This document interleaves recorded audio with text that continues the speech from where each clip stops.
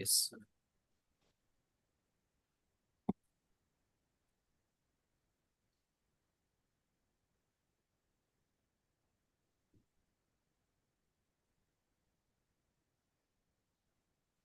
Good evening, friends. And when you have Yuvraj P. Navrankar on the platform of Beyond Law CLC, one aspect you can understand that the things would be as clear as a noonday while understanding that particular aspect, especially once it comes into the role of digital evidence. He has also already written a book on this aspect, and therefore we had requested him. There is a revised book also. He will tell the title of the book, and he says that that's available in the market. He will also share the cover of the book as well as where it is available. Understanding dual certification of digital evidence under the BSA is today's topic. And I've received so much messages today, not only on LinkedIn, but also otherwise, that it's a pleasure hearing you, Raj. Thank you, Yuvraj, for accepting our invite. And over to you. Thank you so much, Vikashji, for having me back on your channel, which has now grown leaps and bounds from the day I gave my first session on this. As Vikashji rightly said, now we are into a new regime of electronic evidence. And every day we will be now encountering certain problems that we never anticipated would exist. And topic of today, I must tell you very candidly, is not going to be general electronic evidence, as I have spoken on that topic quite a few times. What I wish to take you to today directly is a microfilter. Now, what do I mean by a microfilter? I always tell my law student friends to whom I sometimes go to teach in the law colleges that Evidence Act is a filter. This filter has got three main filters and one microfilter. The first filter, like a water filter, the first filter, as you would know, generally does away with the mud, few particles. The second filter does away with little more micro factors. Third one might be about the reverse osmosis, RO. So in a similar fashion, Evidence Act is a big filter. Now the first filter, the first net is of what is called as relevancy. As you are all aware of, our Evidence Act is contained in 11 chapters. Now it is 12. The first chapter, as you would all know, is a preliminary. Second chapter is about relevancy. Third is about facts of which judicial notice should be taken. Fourth is about oral evidence. Fifth is about documentary. Sixth, burden of the exclusion of oral by the documentary evidence, burden of proof, estoppel, evidence, the witnesses and all that. Point to be noted is the first one that you get in the chronology in the form of chapter 2 is relevancy. So the first filter is of a relevancy. Old section 136 of our Indian Evidence Act has now become section 141 of Bharatiya Sakshi Adhiniyam. What the section tells me, section is very clear. Section says that if a party, either party proposes to give any evidence, the judge shall ask to that party that in what manner that evidence would be relevant. And if the party can convince a judge that, see, this is how it is going to be relevant, the judge shall admit it and not otherwise. Therefore, the first filter that this water of evidence has to pass through is the filter of relevancy. Now, after passing the filter of relevancy, the second filter is of an admissibility.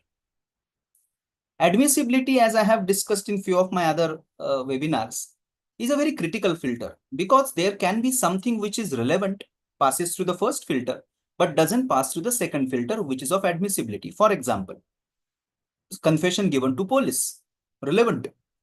First filter, fine. Second filter, sorry, it is inadmissible, being given to the police. So it would not pass through the second filter. This admissibility filter is what we are concerned with today, but not again admissibility filter. I'll come there in a minute. So after admissibility, third filter is of a probative value. What is probative value? Suppose if evidence is relevant, fine. Evidence is admissible, fine. But the probative value, the weight of the evidence is so less that the court would not really be guided by that evidence while determining the controversy.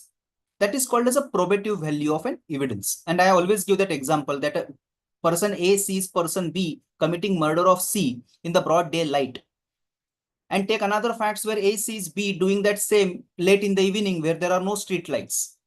Persons are the same, event is the same, everything is the same, but the time of the day is different. So his first testimony in the broad daylight will have a little more probative value than his another testimony where there are no street lights. And the possibility of A actually seeing B is little less than the first scenario.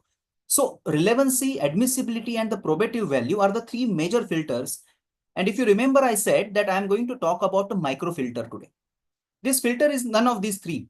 This filter comes after admissibility, relevancy, admissibility, and before you go to probative value, in between there is a microfilter called as a mode and manner of proving evidence. What do I mean by this?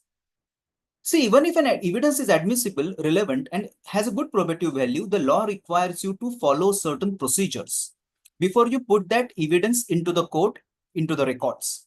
And this is called as a mode and manner of proof. This filter is what we are going to discuss. The topic of the day is dual certification of an electronic record. This dual certification is not about relevancy, not about admissibility. It is about mode and manner of a proof. And then the probative value would follow, which is really a matter of leading evidence. So today I'm essentially not going to bother you with the first two filters nor the last filter, but something in between, which is called as a mode and manner of a proof. Just to begin with the start, and today we will have a very short session because the topic is quite niche topic. It's very restricted in its contours, but has got quite major repercussions in the times to come. Just to start with the start, 5 minutes recap. If you see section 1 has been changed, now it doesn't apply to entire India. It has now crossed the borders. The word India has gone from section 1 of the new Bharatiya Sakshi Adhiniyam. Section 2D has been changed for good. 2D defines documents. It includes now electronic records, digital records specifically. Evidence has been changed. Again, it now expressly includes electronic record, which was not earlier within the scope. So after change of section 2D, section 2E, there hasn't been major change in terms of the electronic record. Apart from section 22 and contents of electronic record, let's directly come to the second filter of admissibility that begins for us today from chapter number 4, which is really the filter of oral evidence and the documentary evidence. The first major impact of the Bharatiya Sakshi Adhiniyam is on section 57 of the Evidence Act. Section 57 is our old, I think section 62, which talks of primary evidence. What is a primary evidence? Primary evidence, when the document itself is produced for the inspection of the court, we call it a primary evidence. That definition has not been changed, but the illustrations, if you just go down below, you will see illustration number 4, 5, 6, 7. They have been changed. There are new additions which are made to these explanations. But as I have promised you earlier, I would not detain you with those because I have spoken on this very channel of Beyond Law on the modalities and the manner of primary evidence and how does it impact the day-to-day trial. 57, we won't. Come to section 61. Since we are doing a quick recap, 61 is a new addition. It wasn't there earlier. What does the section 61 say? It says nothing in this adhiniyam shall apply to deny admissibility of any electronic or digital record. On the ground that it is electronic record, it shall have the same legal effect, validity, and enforceability as any other document subject to compliance of section 63. In short, the legislators are telling me that please don't discriminate between electronic record and any other document. Electronic record will be as good as any other document, provided you comply with section 63. This is very important caveat. So let us travel straightway to section 63. Second filter, because on the left hand side of section 63, you will see admissibility of electronic record. So we have traveled to the second filter. I must tell you the relevancy is section 141, the first filter. So in the chronology, we'll see the relevancy chapter precedes the chapter of admissibility. It is for a reason. So 141, once you prove that this evidence is relevant, you come to admissibility. 63 is admissibility. And I wouldn't repeat what the language of 63, again, that has been spoken about, notwithstanding anything contained in this adhyam. Let me just tell you where it has changed. It has changed. Now there is an addition of word called as semiconductor. Earlier it was just the CD, DVD, magnetic, optical. Now there is a semiconductor, which is pen drive, and our flash drive and chip drives are now expressly made part of this. Also, there is an addition of residuary clause that any other form of electronic record, because legislators are aware that the world is changing so fast that you can't have all kinds of electronic records defined within the section. So they said, let me have a residual clause that any kind of electronic record can be proved in accordance with section 63. 63 you don't need to really worry about, because 63 is a reincarnation of 65B, our old section 65B. So whatever I have spoken in the past about 65B applies in equal measure to section 63. And I think I have also spoken on the very new form of section 63 in my earlier webinar. So after you have 63(1), which tells me that any electronic record printed on a paper, stored, copied, recorded in optical or digital media or a semiconductor memory shall be admissible in evidence, mind the words, admissible in evidence, if you comply with the conditions mentioned in this section. So 61 tells me that comply with 63. 63 tells me comply with conditions mentioned in this section. So it's a derivative form of enactment. Now, which are these conditions? The first set of conditions you get is in section 63(2), which says that electronic, and I think I have spoken number of times on this, that the machine must have functioned regularly. There has to be a regularity of input, all that. Don't bother. In BSA, you don't need to bother about 63(2). I'll tell you the reason in a minute. You don't need to go into technical mumbo jumbo of this very cryptic language of, if you remember 65(b)(2) and 63(2), you can look for yourself. It's very cryptic language. The regularity of input, the information must have been fed in the ordinary course of business. The computer must be functioning properly. Don't worry. Now you don't need to go into this. I'll tell you a reason in a minute. Directly come to section 63(4), which is the topic of the day. And now let's begin the topic of the day. 63(4) is a very interesting section, and I'll tell you why it's interesting. 63 has changed in a great deal, which was not really the form earlier. 63 is made most explicit section in the present form of the BSA. It says that whenever in any proceedings it is desired to give a statement in evidence, by virtue of this section, a certificate doing any of the following shall be submitted along with the electronic record. I'll just read out and I'll explain it to you in a minute. Shall be submitted along with the electronic record at each instance where it is being submitted for admission. Let me explain to you what is it and where the things have completely changed for us practitioners. If I am a lawyer appearing in a case where I want to produce an email in a court of law, the law tells me that, Mister, you need to give 63(4) certificate. Fine. Old 65(b)(4), which is the predecessor of this section, did not tell me when I have to give this certificate. So there was a huge body of judgments giving little conflicting views as to when you have to submit it. For example, some used to say, when you are filing it, you need to give it that time. When you are producing it, you should give it. Someone said, no. When you are marking that into evidence, exhibiting it, then that time you need to give it. So there was this variance of opinions, which is now being set to rest, because please revisit what I just read to you. The evidence shall be given in the form of a certificate along with the electronic record. So if my email is going, it should accompany the email. It cannot follow the email. One, at each instance. What do I mean by it? At each instance, this section, this word was not there in its earlier avatar. At each instance means, suppose I am giving the printout from my message in my mobile. Down the line, I submit another electronic record in the form of an email. Earlier, the lawyers used to club these certificates, and they used to give one common uniform certificate saying ki part A may I'll deal with mobile, part B may I'll deal with email. Then the same certificate was, used as a combined certificate. or consolidated certificate. Now it says, no, you can't do that. At each instance, you need to give a fresh certificate. And now, very interesting point, when you have to give it, where it is being submitted for admission, please mark the words in 63.4. When is the stage of giving the certificate? When it is being submitted for admission.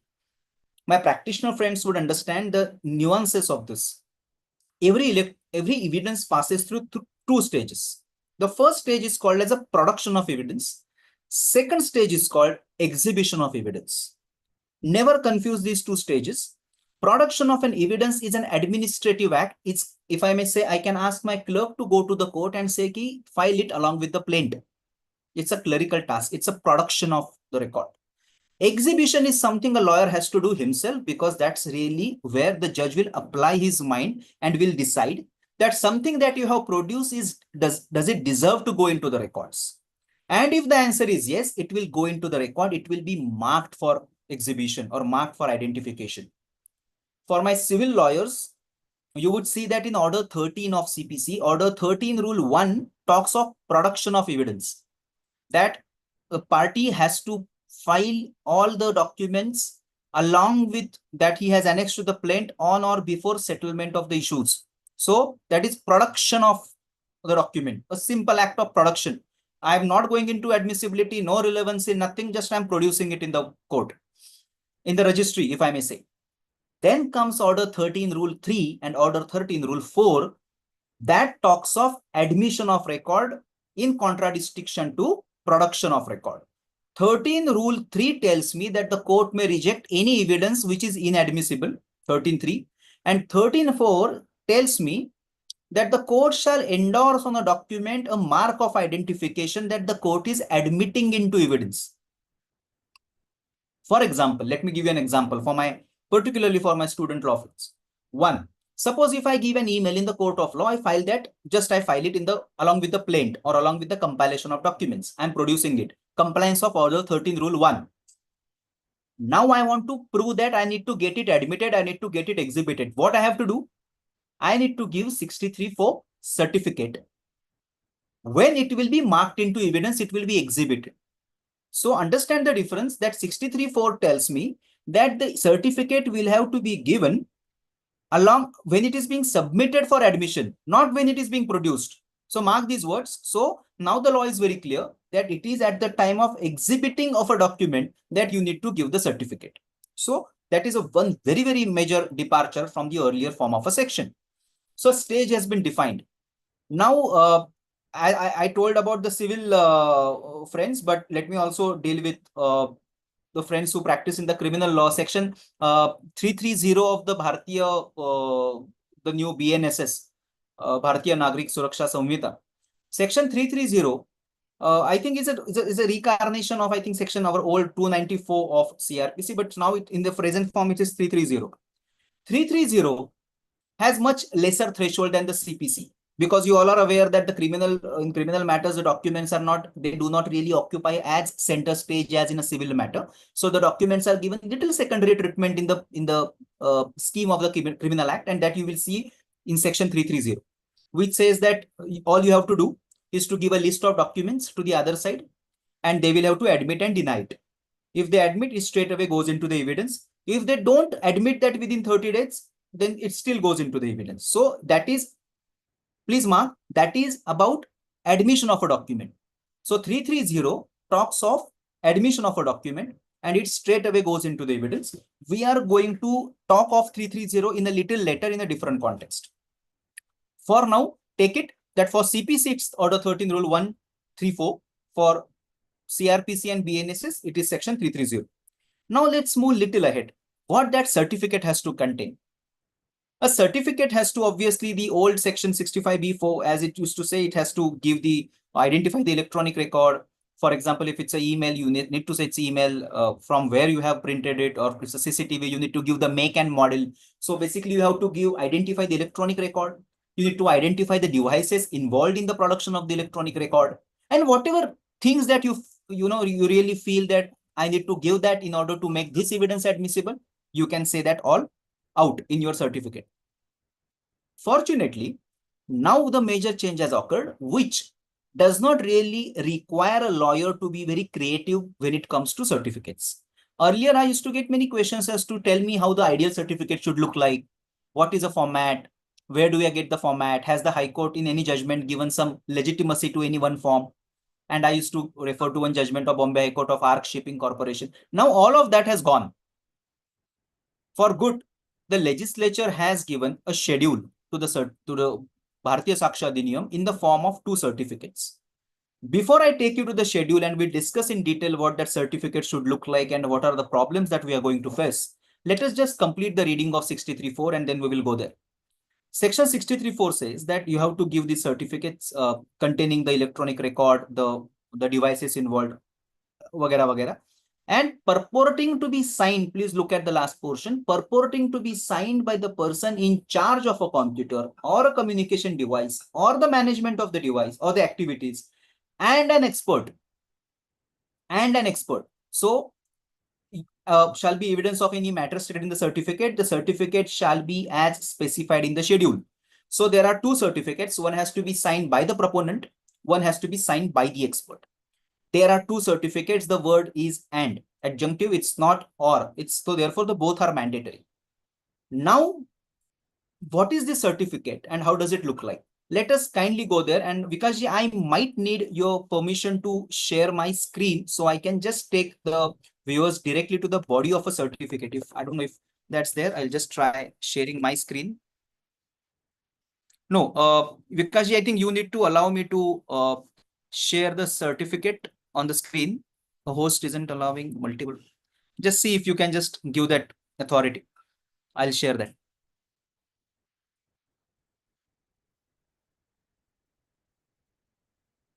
Till Vikashji does it, take it. I just got a question on the chat. Who is the expert? Let me tell you, today you will have all the queries answered. Who is the expert? Why he is an expert? How to cross-examine the expert? How to cross-examine the proponents of these evidences? It's obviously it's all in my new edition that's going to be launched very soon. It's already in the market, but even in that book, I have given the examples. How do you cross-examine these certificate givers? Okay, I think I should be now. Yeah, I think I have an authority to. Just give me a minute. Okay.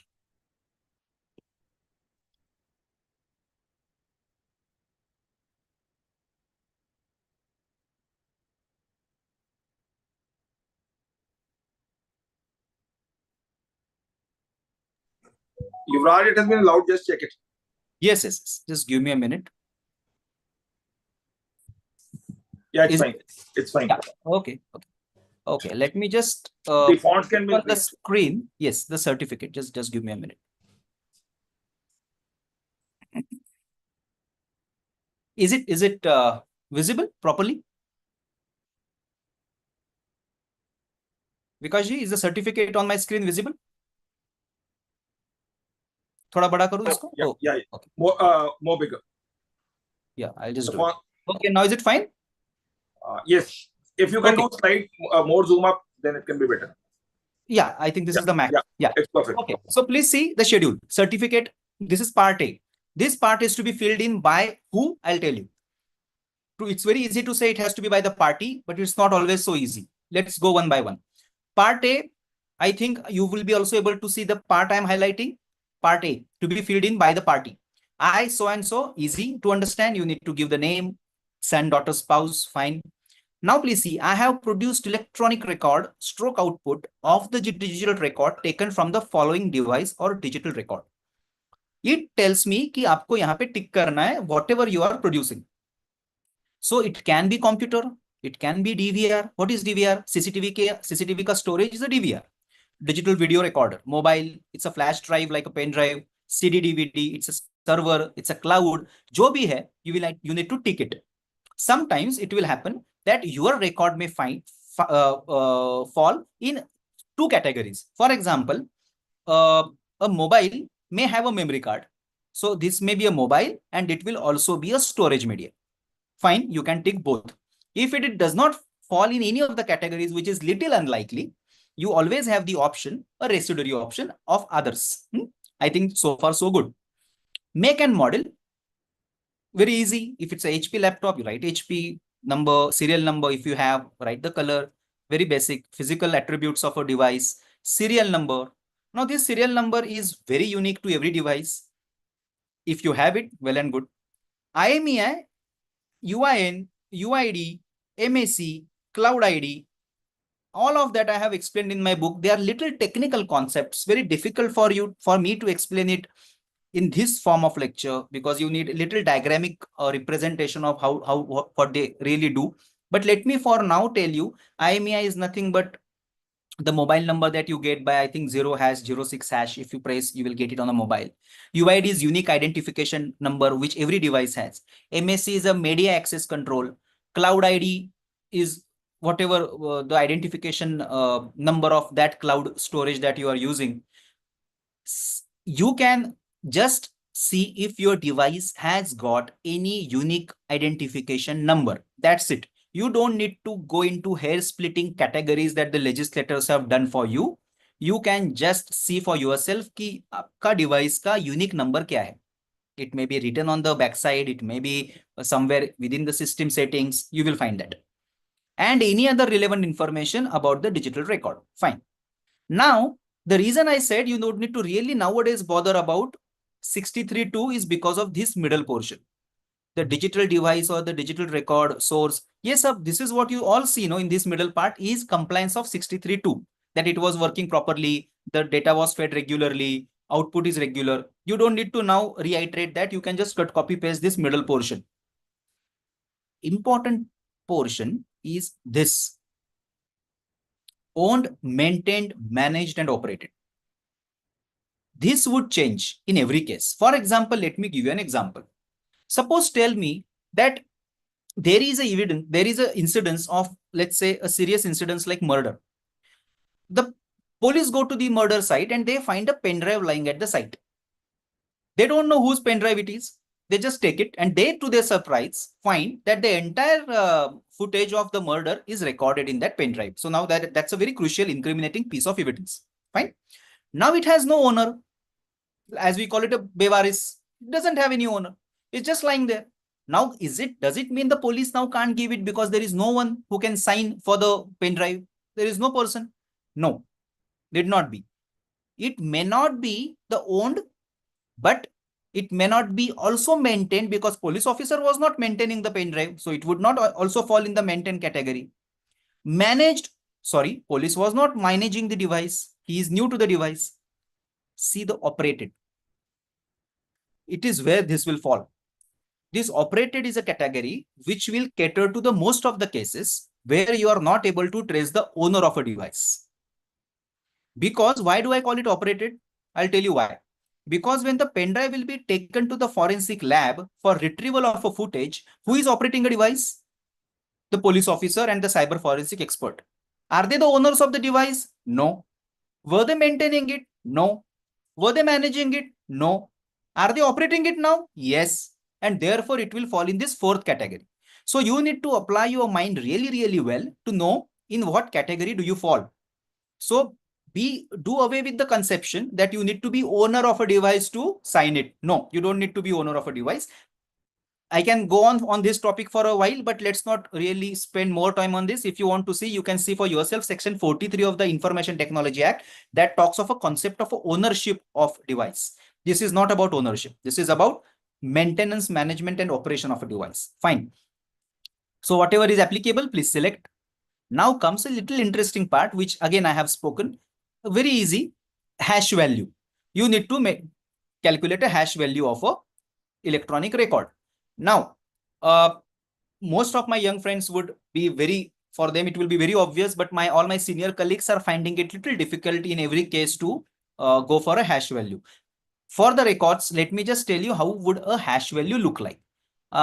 Just go to, I think, Google and say hash value calculator. I think you would find n number of hash value calculators. I'll see if I have one handy. Okay, I have it here. Okay, do you see something on the web on the screen? The hash value calculator. This is my first search result in the Google. It's not rocket science. You just Google it, hash value. Okay, what do I do? What I have to do is to drop a file here of which I need to calculate a hash value. For example, let me do it. This is interim application of Balaji case. I Balaji. See, what do I get? I get a MD5 hash value. I get SHA1 hash value. I get SHA2 hash value. All of that. Now, what do I mean by MD5, SHA1, SHA2? Don't bother. It is a technical concept. MD5 has been an old version of hash calculator. SHA1 has also become older one. Now this SHA2 and 5 are the new ones, which are considered more reliable, where the possibility of hash collision is less. What is hash collision? I'll give you an example. What is hash? And just for a moment, I'll just stop sharing it, and then maybe we will go back. Okay. Suppose this is a book. This is my new edition. Suppose if I have to send this to Vikash in an electronic form, and I have to ask him to get it printed from Chandigarh, I need to ensure that the book does not change the contents in its transit. What I have to do, I have to actually see, sorry, what Vikasji has to do, he has to actually see with the magnifying glass that if there is any change, which is impossible. What do I do instead? I perform hash value on this book. It gives me a hash value, as we just saw. I send the book, Vikasji will also apply hash value. If these two hash values match, it means that there has not been change of a single comma in this entire book. As simple as that. That's what the hash value mean. That if these both hash values match, integrity is proved beyond doubt. This is what a hash value is. Now, so even if the record is of 1,000 pages, the hash value will be only certain strings, as we just saw. In MD5, it might be a 16. Then there are other bits, but it is a defined hash value. If that is a signature of a document, that ensures the integrity of electronic record in its transit. Okay, so this is all the hash value about. So you can calculate the hash value and you can put it there. Just allow me to again project the screen for now.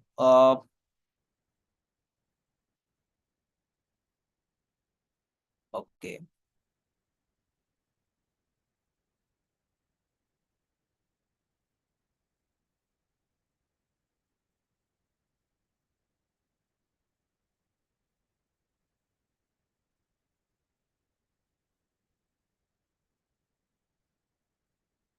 Okay, so this is where we were. Owned, maintained, managed, SHA1, SHA2, MD5.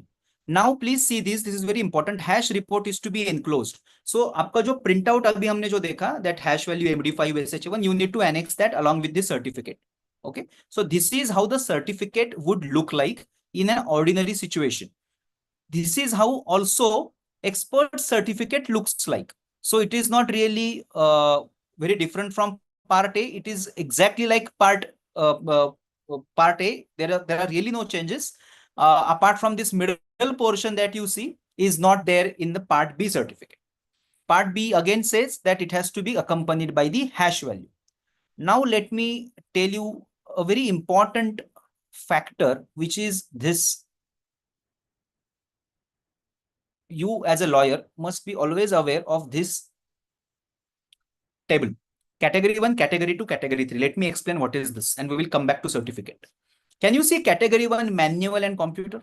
Manual is a big portion, computer is a smaller one. Second is a manual is a smaller one, computer is a bigger one. In third, manual and computer both are equal. Let me explain what is this. आप अगर कोई writ petition draft कर रहे हैं and you want to save it on your laptop, who is drafting the writ? You are drafting a writ petition. Manual contents आपका उसमें कितने almost 90-95% आप कर रहे हो. खाली उसका जो फॉर्मेटिंग है, टाइम्स न्यू रोमन है, लाइन स्पेसिंग है, वो कौन करेगा? वो कंप्यूटर शायद करेगा आपके लिए.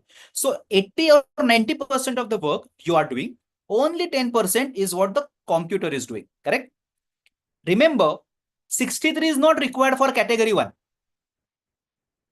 Obviously, otherwise every writ petition that you print from a computer need to have a certificate of 63.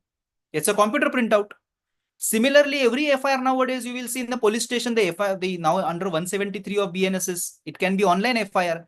Does it mean that FIR ke printout ke sath you are giving 63? It is inconceivable. There is also a judgment of Justice Mrudula Bhatkar of Bombay High Court on this, that's something which is electronic. Because let me tell you why. Here you are not using a computer for a generation of an electronic record. Computer is being used for only data processing, word processing, or a storage device. So category 1 does not need 63. Come to category 2. I'll explain what does it mean, manual and computer. The best example of category 2, which requires certificate very badly, is AI, example of ChatGPT. जहां पे आपका input इतना ही होगा कि make an image of a lady sitting, an old lady sitting in her home in some remote village. Just give these commands to ChatGPT. See how beautiful painting it makes for you. Your command is 2 line. The painting would speak word about the scenario that you gave an input for. So the manual is very minimal, but the computer does the whole thing. This is category 2. What is category 3? This is very, very risky category. And this is where most of the cases fall. Category 3 is half manual or 60% manual or 40% manual on the borderline, and rest is a computer. I'll give you an example. Take a CCTV. Suppose CCTV में there is an incident which is recorded apparently at 5 p.m. happening at 5 p.m. in the evening. Some murder. Accused says, nahi, at 5 p.m. I was at Allahabad, I was not in Mumbai where the murder took place. A classic plea of alibi. Fine. As we call an alibi plea of alibi. Now, at 5 p.m., to prove that the accused was there, you need to look at the CCTV timing. Now, you would generally feel, a CCTV is a computer clock. It would not go wrong. So technically, what you see in a CCTV clock, you will take it for its face value. But the initial setting of a BIOS clock, the basic input-output system clock, is always done by a human being. So the BIOS clock of any device will be manually set, and thereafter it will take care of itself, and then it will show automatically what the timing is. But the initial input is always manual. Similarly, if you look at the alcohol detection devices, if you are driving late in the night, the police will come to you, they'll ask you to blow air in a device. What is it? The values are set by the concerned person. There are many cases you would Google, you will find that there are certain police machineries who had set a value already at a high level, and therefore the person who was blowing was shown as an alcoholic, though he was not really having that quantity of alcohol, because the basic value was set high. So the manual interference was done in a manner that affected the accuracy of the computer part of it. So 50% manual affected 50% of the computer. This is called as a hybrid version, the third category. And this category you need to be very careful, because here apparently it looks like a computer produced record, but if you dig deeper, it is manually tampered, like the CCTV and like the alcohol device I told you. And in these kind of categories, you cannot take the certificate at its face value. You need to be very sure. And here the part B of the certificate assumes importance, because for manual, party can give the certificate. For manual, part A is okay. Whether the computer is operating properly, where the inputs were correct, can only be vouched by the expert of the electronic record, and therefore this category B and part B has been introduced for this second and third category. And so understand the logic. Why do we have two certificates? Because many people ask me, is it not a duplication of something? No, it's not really a duplication. It was quite a need of the time, is what I would say. Okay, so now who can give the certificate? Let me just stop sharing the screen. Okay, because there was a question asked, who can give a certificate? Very interesting question and very interesting answer. I'll tell you. It says expert. The law does not define expert, but there is one clue we have in form of section 39(1). Our old section 45 of the Indian Evidence Act speaks of expert testimony. Now that section has become 39(1). 39(1) tells me that any person, if the court has to form opinion as to any foreign subject, art, science, any handwriting, the court can take assistance of an expert witness. And it will be relevant. Who is an expert? The only definition 39(1) has is any person skilled in any topic is an expert. He need not be PhD, no masters, nothing. He should be skilled. So much so, in my book, I have given an example where the Supreme Court has held a excise inspector to be expert of a liquor, because he, with his senses developed so many years, could smell the alcohol, and the court called him to be an expert of that subject. So the special skill is the only requisite. You don't need to have any formal education, a special skill. Now, this expert of 39.1 is an expert of 63.4. Please, I'll repeat, this is very important. This is great topic of a confusion. I'll refer to a judgment of the Madras High Court, which kind of adds to a confusion, and I'll try to explain that dichotomy. Why? Expert, you would understand in the IT Act section 79 capital A, there is something called as an examiner of electronic record. Who are the examiners of electronic record? There are multiple. In India, there are multiple labs. Hyderabad ka forensic lab hai, Ahmedabad ka hai, Mumbai, Pune. But they have to be notified under section 79 capital A. If the lab is not notified, it is no longer called as a 79 capital A lab. They are called government notified laboratories. Now, these are very limited in number. Now, there was an argument made in the initial time when this act just came that the expert of 63.4 is the 79 capital A expert. So if I have to give a certificate, I need to go to these labs. Now, this is as impossible as it can ever be. I'll tell you why. Because first reason, it does not say so. Section does not say in a form of a proviso this expert means 79A expert. No, it doesn't say so. It says any expert. Any expert meaning 39.1 wala expert. Any person specially skilled. ITI diploma, even if he's a BE, BTech, will do. 79A are so handful of laboratories notified in India that if you start sending your certificates to these labs, I can tell you for 6 months, you will not even get an acknowledgement of that record that they have accepted it. One, they will never accept it. They would not accept unless it is by a law enforcement agency like a police, CBI, or by the court authorities. They don't work for the private parties like that. So please do with the conception that 79A expert is this expert. They will not respond to you. Second, it is impractical interpretation. Imagine two villagers fighting about a piece of land in some remote part of India, and there is some message they want to produce. Do you really think that villager will have to send it to the forensic lab in Hyderabad? Impossible. It's not happening. This 79A capital A expert is also defined in section 39.2. So 39.1 is a regular expert, any person skilled. 39.2 is the 79A expert. If you look at 39.2 of the Bharatiya Saksha Adhiniyam, this expert is referred in 39.2, examiner of electronic records. So mind you, there is also SOP of the Home Ministry that has been rolled out immediately after BSA. You may get it on the Google, where it has been clarified that these experts are the experts in 39.1, any person ordinarily skilled in the topic. So you can have any person to depose as an expert. You don't need to have this is not a rocket science. Hash value is all they have to calculate, that even you have calculated in part A. So for expert, it is a cakewalk. So this very important part. Now, there is also something I need to tell you, which is in the form of section 329 of the BNS. If all of you, if you have an access to the BEAR Act, please look at 329. 329 says that there are certain government laboratories which are notified by the central government. Their evidence can directly go into the records without calling that expert. Okay. But there are only few categories. As I told you, this is not that 329, but 329.4 allows the government to notify more and more labs, and government can do that. As and when government does it, good. But today, don't wait for the notification. You can go to any expert and you can get your record certified by that expert. This is about the expert testimony. Now, most important part of this certificate is whether this expert will have to be examined in the court of law. Okay. There is a judgment of the Bombay High Court. After the lecture is over, I may give, I'll give it to Vikashji to maybe he will put it as a form of comments. All the judgments, I'm not bothering you with the citations and all. I'll give whatever the relevant citations at the end of the session.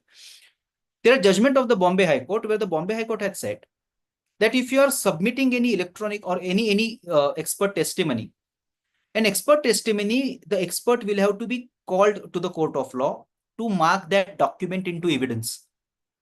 The only exception being section 329 of BNSS, where, as I said, that their notified laboratory electronic or any report directly goes into evidence without examining them.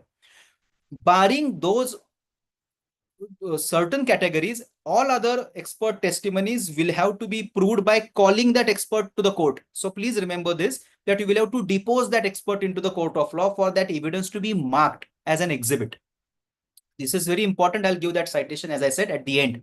So, and how do I, okay, the obvious question by my lawyer friends will be, how do I cross-examine them? What do I do? Even if they come, what I'm going to ask? Anyways, I have wrote that in detail in my book, but let me just, since we are here, let me tell you how you can cross-examine them. And how can you get some brownie points in the cross-examination? Let me just see if I have it here handy.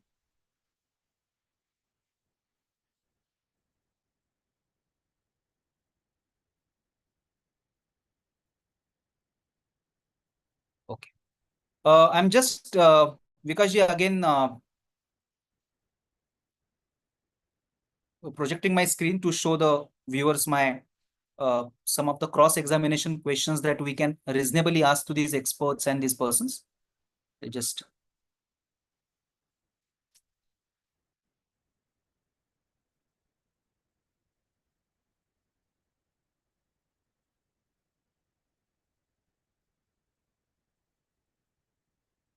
okay.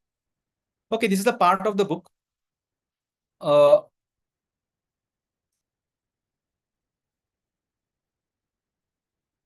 There is a chapter in the book called as an exhibiting of these electronic records, and there most of these things I have given. Let me just take you directly to the part where I have dealt with the cross-examination questions. Just give me a minute.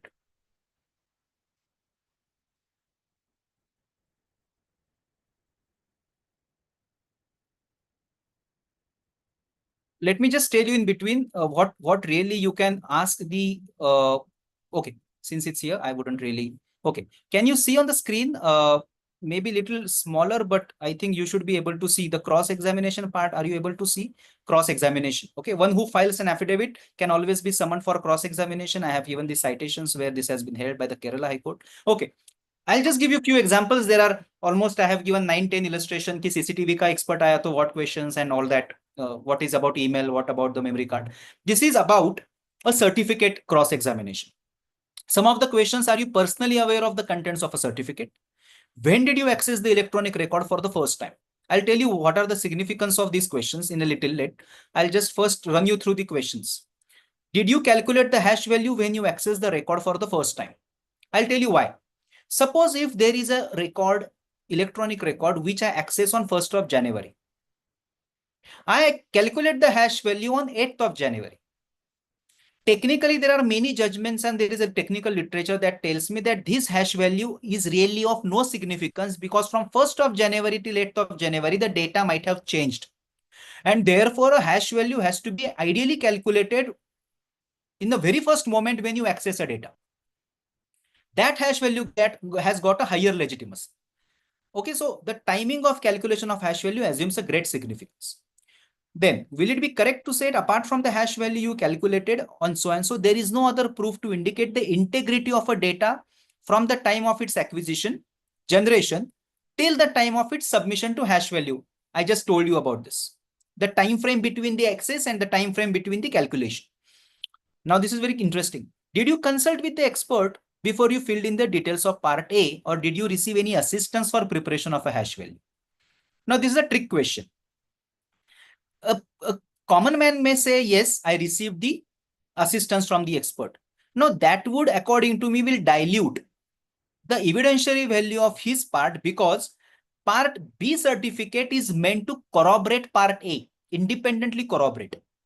If you take an assistance like a student who copies in an examination, his legitimacy of his answer would go down. In a similar way, one part A person who copies from part B or who takes assistance of part B can be indicated not to have any personal knowledge, but who has extensively relied upon the knowledge of the expert. And therefore, independent corroboration point goes. So if someone falls into this trap that, yes, I had taken the assistance, then that will dilute part A's legitimacy. And therefore, I have said such consultation is not desirable since whole purport of part B certification is an independent corroboration. Anyways, I have given the justification. You can later read it. Or how did you share the electronic record with the expert for him to prepare part B? Now see, for the expert to have a evidence, you have to have share that with him, right? He can't have it. So how do you do that? Because let me tell you, if you email or if you WhatsApp an electronic record to an expert, the hash value would 99% of the time change. I'll tell you why. Suppose मैंने एक ताजमहल का picture click किया, I calculate a hash value. I want to send it to a gentleman. I send it to him on a WhatsApp. Now WhatsApp, to save the data, will reduce the resolution of the image. Moment you reduce the resolution of the image, hash value will change. And therefore, suppose if he says कि मैंने उसको WhatsApp की through भेजा that evidence, and if the hash values are identical, then what he says is incorrect technically, because hash value should change, and you can, there is enough technical, and other way around. If the hash value is changed, if he says no, I have gave him a mirror copy, मैंने उसको mirror forensic copy करके expert को दिया था, then how did the hash value change if it was a mirror copy? So basically you can just try to derive some mileage out of this. Did you make a copy for the expert before calculation of the hash value or after? This is, and as I said, I have given why you need to ask these questions and what is the logical sequitur to it, because asking a question will not solve your problems unless you know the logic and the reasoning behind asking that question, which maybe I have, but today I would not detain you longer on this. But this is how you can answer question the proponent. Cross-examination of expert is what I have dealt separately.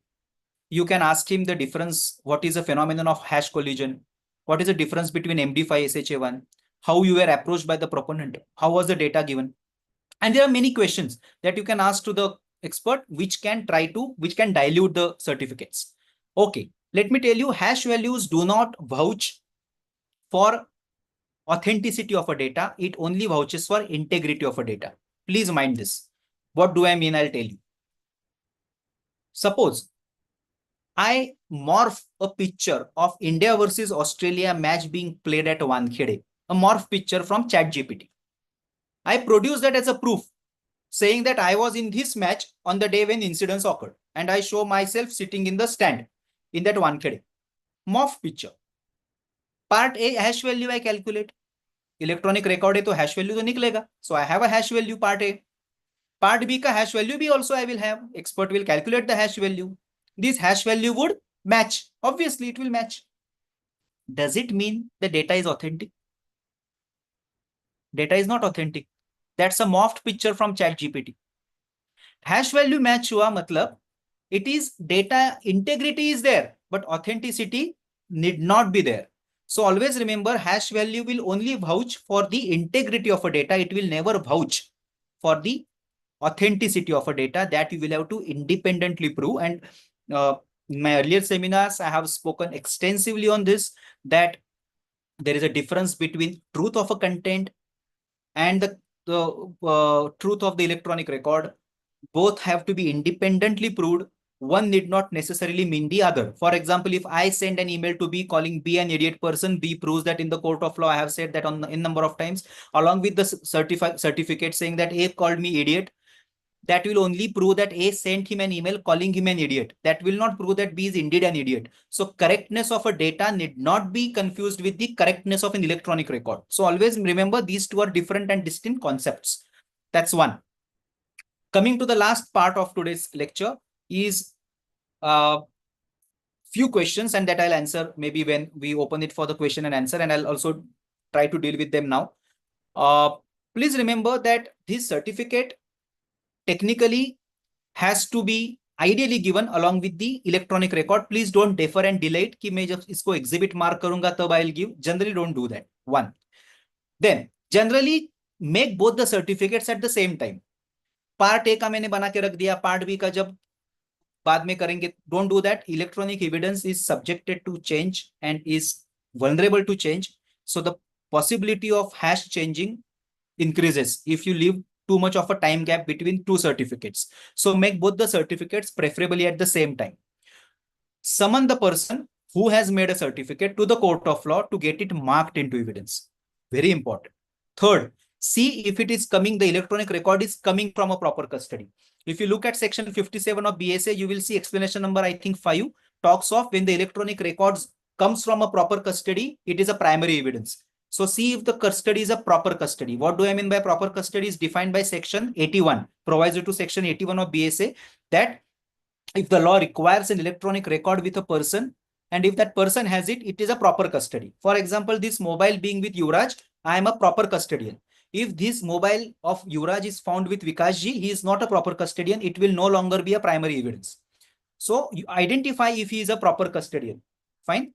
But suppose if my device is found by the police, they are not improper custodians, because proviso to section 81 says even if the custody is legitimate and probable, it is a proper custody. So custody of a police is a proper and legitimate, so it is not an improper custody, but that is about the custodian. So always identify who is an ideal custodian of an electronic record. Ensure that you mark the certificate in all aspects. Don't leave generally any blanks.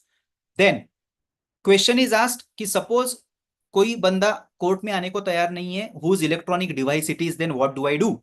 For example, this is a CCTV and this CCTV owner says, no, I won't come to the court. I don't want the jhamela of court. I won't come.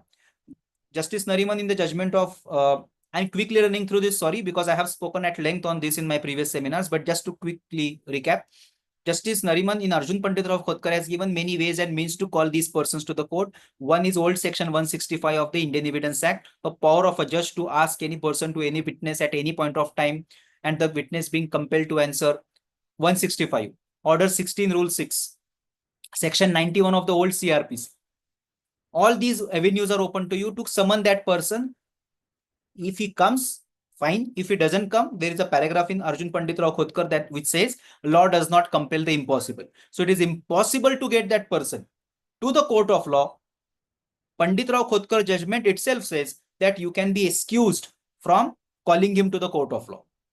Okay, and in that case, what do I do? Since I am producing the electronic record, I'll file the certificate. Under what category?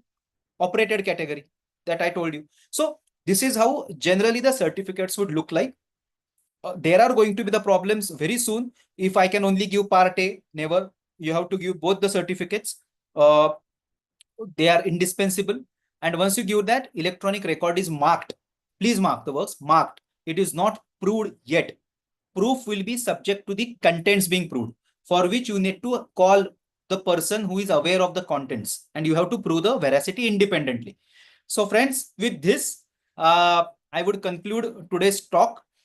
Please read whenever you have time in the context of electronic record, 21D, 21E, 22, 39.2, 39, 39.1, 39.2 of the BSA, 60, 57, 63.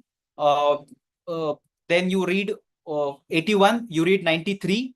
These are the important sections that will give you an overview of the major changes brought by the electronic record. Thank you. Thank you so much for having me here. And I open it to the question and answer sessions. Please go ahead. Thank you.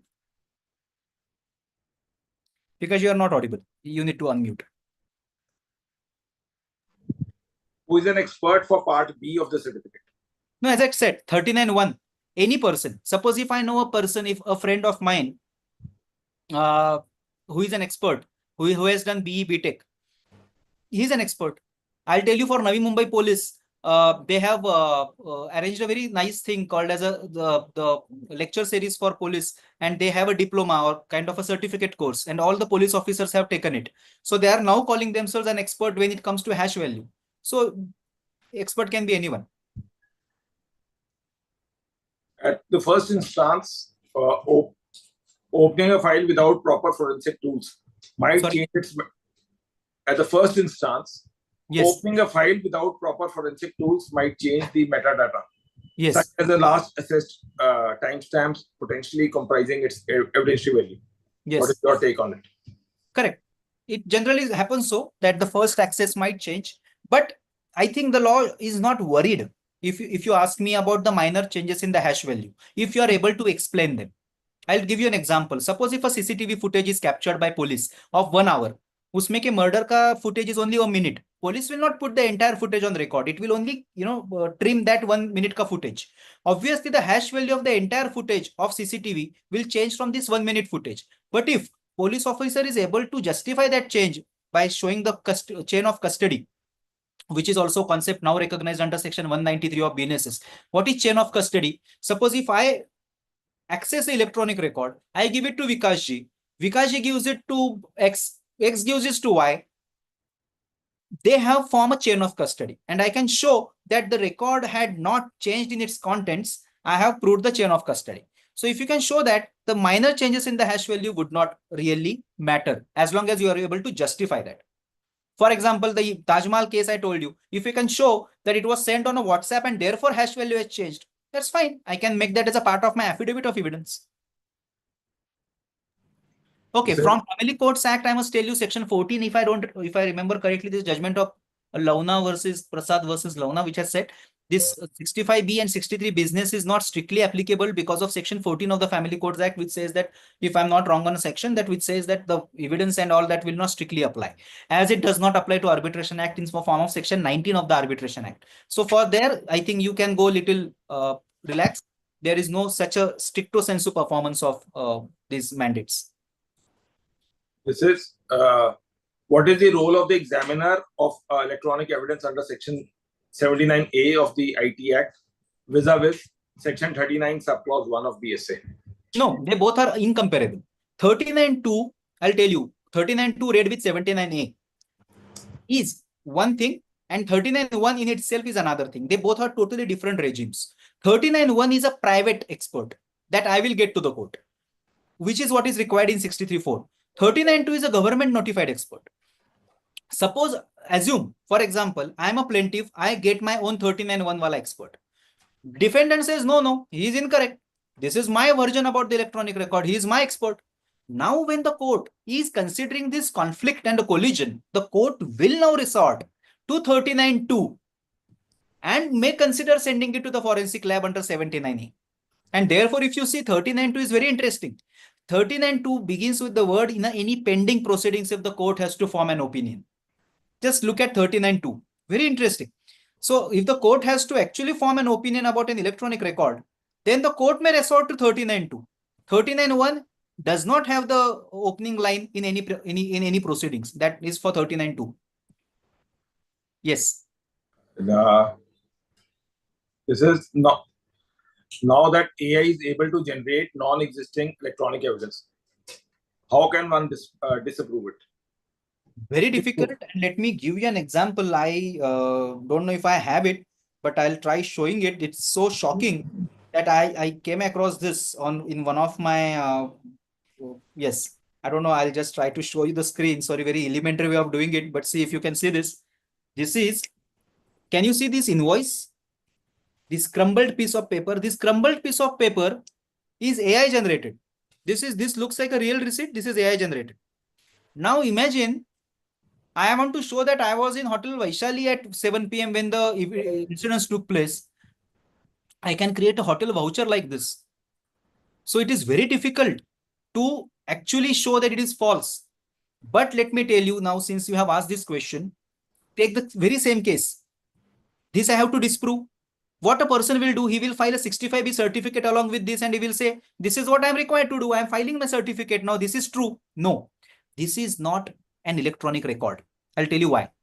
Look at the definition of electronic record in 63. Any information contained in an electronic record printed on a paper. So electronic record printed on a paper is electronic record. This is what? This is electronic record printed on a paper of which I have taken a photograph, technically speaking, correct? So this will not be an electronic record. So you need to find ways and means to deal with these kind of instances as and when they arise. Otherwise, it is very difficult to disprove an electronic record except you can get a mirror image of the electronic record and you can analyze for yourself and you can come to a conclusion that the image is a forged or fabricated image. And there are tools which I have discussed in brief in my book that you can as a layman also apply certain forensic tools freely available on the internet to know if that data is forged and fabricated. And most importantly, always remember your client is a best friend. Your client will tell you कि sir ऐसा कभी हुआ नहीं था, this is outright false. If he tells you this, then start your journey of disproving it. Just don't start your journey for the sake of it. If your client is sure that this is forged, fabricated, this meeting never took place, then there are n number of means by which you can disprove it. This is change in hash value. You talked about that if minor is not if the minor is not detrimental, is there any range of change in a hash value which could be educated? No. There is no range of a change. I'll tell you, a single comma will change the entire hash value. That's the beauty of hash value. So there is no range which is permissible range. You change 3 pages out of 4 pages, or you change 1 comma out of 1000 pages. The change will be detrimental. That is called as a cascading effect. And therefore, sorry, that's called avalanche effect, not cascading, avalanche effect.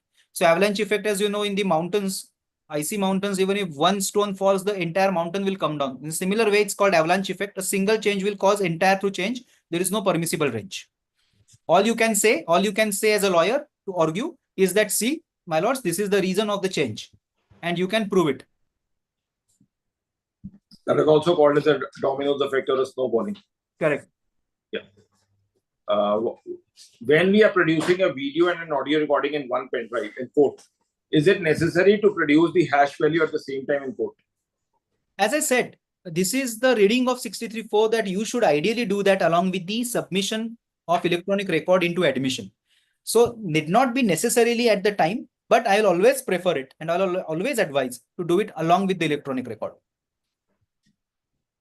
Also, there are judgments which say if you want to confront a witness with an electronic record, even before you confront him, you need to have 63 or 65B4 old certificate before you confront the witness with the electronic record. It is that important. If a software is used for identifying if an electronic record was fabricated, has to whether No, sorry, did not get this. Yeah, what are you saying? Sorry, I forgot one thing because I'll do that right away. There is one flow chart. I think the viewers can just take a snapshot. It's a part of the book, but I don't mind sharing that. So that will, kind of, can you see the screen now? Yeah. What I can do is I will also share it on the website of our Beyond Law CLC. No, that I don't know. One page. Publisher. Yeah, I don't mind doing it. Sorry, I don't know why this has gone little hazy. It's blurry. It's quite blurry. It's quite blurry. Okay. Anyways, as you said, I'll do that maybe when we post. Or you can share it on the YouTube itself. Or I'll share that on the YouTube. This is a flow chart that will generally give the practitioners okay, can you see that on the screen now? Yeah, now it is better. Now see, this is a flow chart. You can always keep it handy. All you have to do is that this is the life cycle of an electronic record. Identify it, segregate it from the irrelevant, copy that media on a print on a paper, then calculate the hash value, prepare part A, approach expert and hash value, prepare part B, make forensic copies of e-record for judge and the parties. So never make the copies before you go for a part B. Always make the copies after you make a part B. Writing the copies to CDR, don't write them to CDRW, write them to CDR or any non-temperable media, calculation of hash values of such forensic copies, filing of 63 certificate, and this goes on. As I said, this is quite in length I have discussed, but this is just a brief outlook. Sorry, you were asking me some query when we parted. Yeah. How will you categorize WhatsApp chat in accordance with the diametric representation you have shown on the percentage of manual and computer content? No, this I did not really get quite well. See, the WhatsApp chat, you can always WhatsApp, you can see, you can mail the chats to yourself, and they are as good as any electronic record. Yes. I can see a question. It's not the language of 63.4. It is. I have said in that in my book also. It says submitted along with, and it says being admitted. But the reason I chose the latter interpretation is because there are judgments of Hiremat, Arjun Pandit Rao, which all of them have taken a view, not necessarily at the time of production. It is required at the time of exhibition. And therefore, that latter part of the section has to be preferred. Otherwise, you're right. The language is quite confusing. Karthik. Yes. Whether we have to produce a copy of the degree certificate of that expert. No. It's up to you. The more legitimacy you want to add to that expert, you can prove and I'll always obviously advise, if you are putting a witness into the box, better that you establish his credibility and expertise, and you can do that degree certificate and all. But that would not really be the requirement of 39.1. This is if a software used for identifying Sorry. If a software used for identifying if an electronic record was fabricated has to be submitted before a court, will No, it require Section 63, subclause 4 certificate? no. See, basically that would not be submitted. The software cannot be submitted. What you have to do, the expert that you used for this analysis will have to be deposed in the court of law along with his report that it is fabricated. And that's how you disprove it. And for that, you need to have a mirror image. Now, your right to get a mirror image has been recognized by Delhi High Court in CBI versus Dharambir, a judgment of Justice Murlidhar. And also, I think in the state of Kerala, where accused has a right to get a forensic image of incriminating evidence, and you can always give it to your expert for his own analysis. Mirror image means a bit by bit copy. Mirror image means it will be exactly a replica of the electronic record. Ordinary copy looks like a replica, but it is not a replica by bit. And therefore, there can be a change in the hash value of an ordinary copy. There is never change of a hash value between two forensic or mirror copies. Now, I'm just taking two questions from the YouTube. Yes. The Sharma says, suppose the record is attached to the plane without a certificate and it comes for exhibition after 5 years in the court. Then what is the effect thereof? No, I think then no, technically no really adverse effect, but if anyone can prove that time gap has led to such a huge time gap that this hash value is of no consequence because it was not taken at the time of inception, then it will dilute the credibility of the electronic record. Next is, how does the accused obtain the mirror image of the electronic record from the court? Yes, he can. There are judgments, as I said, which expressly recognize right of an accused to get the copies of the forensic copies of the electronic record from the courts of law, and then he can subject that to the analysis.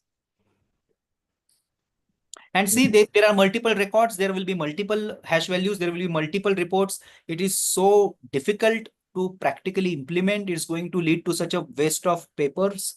I'll tell you, because hash value do not make any sense when you read them. But the courts will have to bear with that, because a single email ka hash value report bhi nikaloge, it will be multiple pages. If there are 100 emails, same thing. Email ka hash value kaise? I think I remember that question I have read somewhere. See, it's very easy. You can just Google how to calculate. I have given, of course, in my book, how to calculate hash values of folders, how to reduce the hash values. In a sense, if there are 10 images, instead of doing those 10 images ka separate, how you can combine that in a zip file and you can do the common hash value. These things I have dealt in my book. But just to tell you, you can just Google it. It will give you easier ways of doing it. One word of caution I'll always give you: if you are in a case like a POXO or in some sensitive cases, never use the online free hash value calculators, because these calculators generally retain the image possible and that may get circulated. So generally prefer offline hash value calculators. Online should not be preferred if it is, unless it is quite indispensable. These are very rudimentary questions, but we have received it. You have said that time and again we have referred to mark and mark. So what is the difference between the mark and the normal evidence? No, I have another session on YouTube called Marking and Exhibiting of Electronic Record. Me and Vikash are also planning to have another session specifically on proving the documentary records, and I'll deal with that quite in detail. But just for the sake of answer now, marking and exhibiting are essentially the same thing. In practice, what we do, if that has been marked, it means only for identification. It has to be yet proved. Exhibition means it is proved in accordance with law, not the contents, the admissibility. So marking and exhibiting, marking is when we just mark it for identification. Yes, that this document has been produced. Exhibiting means the document has not only been produced, but has been proved in accordance with law. That's the difference between marking and exhibiting. Different from the production, the first stage, as I said in Order 13, Rule 1. So production, marking, and exhibiting. Yeah. Case law, I'll cite the case laws. As I said, sorry, the Tamil Nadu I just mentioned, Madras High Court has taken a view that there should be more and more labs notified for 63.4. But according to me, that may not be the right way of looking at it, because 63.4 has nothing to do with the labs, and it is impossible for us to have as many labs as possible which will match the number of requests that you will have for 63.4. So that gap is always going to be huge gap. That's not going to cater. Yeah. This is another rudimentary. We always just discuss about primary and secondary evidence. What will be the difference between the two? For electronic records, primary evidence now has been defined under section 57 in the form of the explanations. Primary means the document itself. Secondary means the copy of a document in a very rudimentary way. For electronic, I never really feel, there is any concept of a primary and secondary. According to me, in electronic world, everything is secondary. I have explained that in my book. Fortunately, that chapter of mine, I'm grateful, that was referred by Justice by the Honorable Judges of Madras High Court. And they have said, yeah, in Yuvaraj versus state of, I think, Tamil Nadu or something, where I think this is Anand Venkatesh. Correct, Justice Venkatesh. And he has echoed what I said by referring to my book. I think there is nothing as a secondary and primary in the world of electronic evidence. Everything is secondary. The binary language of the primary is ununderstandable by human beings. It is always secondary rendition that we see on the screen. So for electronic record, I really don't believe in this primary and secondary. 57 does now talk of a primary electronic record. Let me tell you, friends, it says that these categories are called primary evidences of electronic record. It is useless, if I may use the word, that 57 elevating it to that level of primary evidence is of no use, because 61 says that you must comply with 63. So what's the use, or what's the point of elevating an electronic record to a status of a primary evidence if at the end of the day you have to go through the entire drill of 65B and 63? So I don't see any point of elevating it to a primary evidence if you have kept 65B intact in the form of 63. A primary evidence means the document itself is a good proof. You don't need to do anything further. That is the whole concept of a primary. By putting it along with 63, I think the primary has lost its relevance in the world of electronic record. Thank you. And the last question is again, Yes. some people had asked, how do you confront a witness? No, that's a very, very rudimentary, because few students have joined this thing. No, how do you confront this 145 and then this old evidence act? You can cross-examine, you can contradict a witness. That's a really I'll advise you to read the book of Ramanatha Iyer, I think, if I take the name correctly, of the cross-examination. A beautiful book. I propose to take maybe also a session on the cross-examination, and we will have it soon on this very channel. But so far as electronic record is concerned, I have in a separate chapter I have given कि अगर कोई CCTV proof आ रहा है, court में ला रहा है, तो how do you cross-examine him? How do you cross-examine an email proponent? How do you cross-examine WhatsApp proponent? How can you find the loopholes in their cross-examination? Those instances I have given in the book. But let me tell you that the cross-examination is an art that you will develop only by seeing your seniors in action. By you doing it yourself, you can't learn the swimming by watching others swim. You need to take a plunge into the water. You need to do some mistakes. You need to do some casualties. And you need to do some blunders. And then the result is a beautiful, at the end of the day, you learn it. And then you would know what the cross-examination means. It's like a swimming. You need to take a plunge in the water. The platform for this book is, I think it's there on Amazon. This is how it looks. But let me tell you very frankly, there are few honorable judges who are coming for unveiling this. They have kindly consented for this. The formal launch is yet to happen. The book is available in the market. So it's little other way around. The launch is followed by the book. This is little book followed by the launch. No, just show that book properly. It was okay. This is how it looks. This is the second edition. It had undergone 8 reprints in the span of 1.5 years. I'm happy it was a bestseller of the LexisNexis title for 6 quarters. Now this has come a second. This is really a 9th edition, if I may say, in two years. And those who want to watch the book launch of this, where he is explained, you can watch it on the Beyond Law CLC. We have done around 4 sessions with Mr. Yuvraj, so you can watch all those sessions on the platform. So thank you, everyone. Stay safe, stay blessed. And tomorrow, again, it will be a rudimentary and somewhat including Tanu Bedi, an advocate from Punjab Haryana High Court, will be speaking upon what is required in a bail, what to plead, and how to try to address and make the things hammer in the right way. Thank you, Yuvraj. Thank you so much for everyone being here. It was a wonderful audience. Thank you so much.